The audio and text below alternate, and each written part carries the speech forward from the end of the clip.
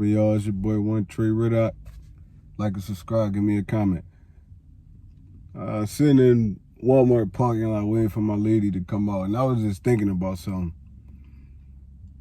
We got a lot of talent on our offensive line, man. Even though the past 2 years you wouldn't really notice it, but we got a lot of talent. Like we got 3 Pro Bowlers on our offensive line. And Brandon Brooks, Lane Johnson, and Jason Kelsey. They multi Pro Bowlers. So, I mean, I know they're getting a little older, but when the last time we had like all 3 of them together for a whole season? Like, I understand what Carson Wentz was working with. Like, he lost 2 of his top linemen, and they kept bringing Jason Peters back. And he was washed up. They kept trying to put him out there at offensive tackle. He was washed up. So I was just thinking, like, our team, we could have a dominant run game. Like a dominant run game with Hurts and Miles in the backfield, with Lane, Jason Kelsey, Brandon Brooks up front, Isaac Seumalo, Jared Mailata at left tackle. We can have a dominant. All those guys are good run blockers. I don't know how good the pass blocking gonna be, but I know all those guys are good run blockers. Jared Mailata is a dog on that left side when it comes to the run game. You see him how he sprung Miles for like damn near all of his big runs, just by just being big and being in the way, just taking up space. So it's like, I mean, what? So it's like, yeah, like we can have it down. Like, if Doug Peterson actually committed to the run game last year, we would have got at least 3 or 4 more wins. He would have let Miles tote the rocket like about at least 20 times a game. We would have got at least 3 or 4 more wins. So I say that to say this.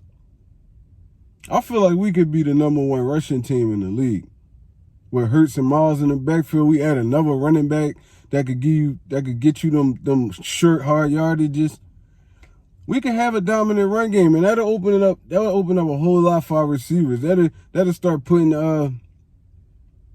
that'll put Jalen and Goddard and if we get Pitts, that'll put them in one-on-ones. But we gotta commit to the run game.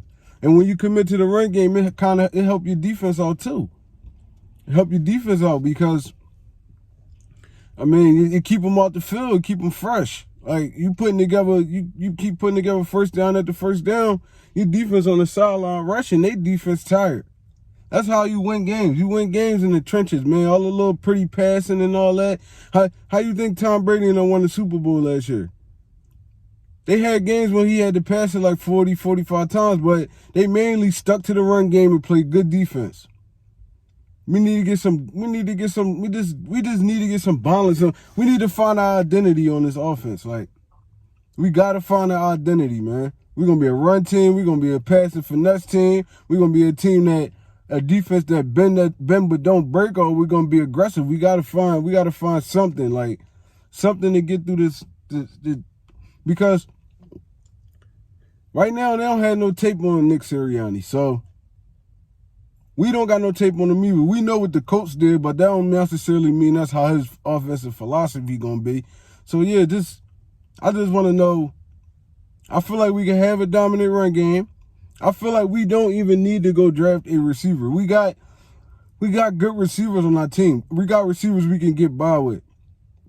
I mean, well, if you wanted to bring a Devontae Smith or Jamar Chase in, or even a Rondell Moore or somebody like that, just somebody to add to a receiver group, that's good. But I feel like Quez is underrated. They ain't really give him the snaps he needed.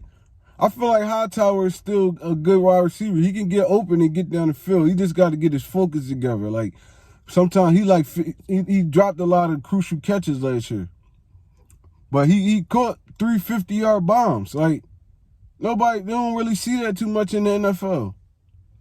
I feel like Rager could get his stuff together. Rager pissed me off last year, but I'm still gonna give him a chance. And Fulgham, I feel like Fulgham could be our #1. And Greg Ward.